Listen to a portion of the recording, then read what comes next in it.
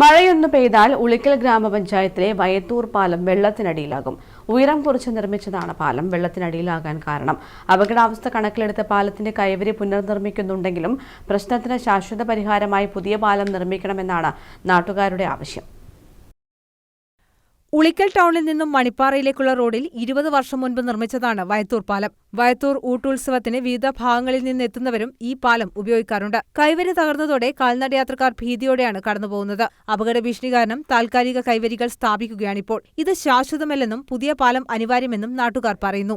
ഈ കെ ഗ്രൂപ്പാണ് ഇപ്പോൾ റോഡിൻ്റെ MP ഫണ്ടിൽ നിന്ന് പാസ്സായ റോഡിൻ്റെ പണിയെടുത്തിട്ടുള്ളത്. അപ്പോൾ അവരോട് നാട്ടുകാരാവശ്യപ്രകാരം അതിന് കൈവരി വേണമെന്നും ധാരാളം കുട്ടികളും വിദ്യാർത്ഥികളും നാട്ടുകാരും വഴിയാത്രക്കാരൊക്കെ അതിൽ പോകുന്നതുകൊണ്ട് വാഹനങ്ങൾ കടന്നു പോകുമ്പോൾ ഒന്ന് മാറി നിൽക്കാനും അതുകൊണ്ട് അതിന് അത്യാവശ്യമാണെന്ന് പറഞ്ഞുകൊണ്ടാണ് ഇപ്പോൾ കൈവരീൻ്റെ പണി നടക്കുന്നത്.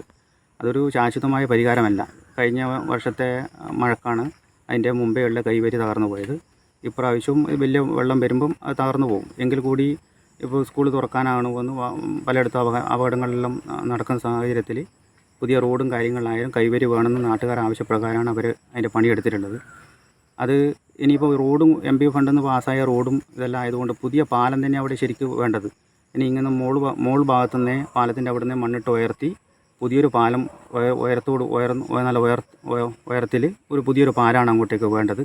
മഴ പെയ്താൽ Ulikkal government higher secondary school, Vayathur UP school, സർക്കാർ ഓഫീസുകൾ എന്നിവിടങ്ങളിലേക്ക് എത്തിപ്പെടേണ്ടവരാണ് ദുരിതത്തിലാവുന്നത്. പാലം ഉയരം കുറഞ്ഞതിനാൽ ഒരു മഴ പെയ്താൽ മുങ്ങുന്ന അവസ്ഥയാണ്. ഉടൻ പുതിയ പാലം നിർമ്മിക്കണമെന്നാണ് നാട്ടുകാരുടെ ആവശ്യം.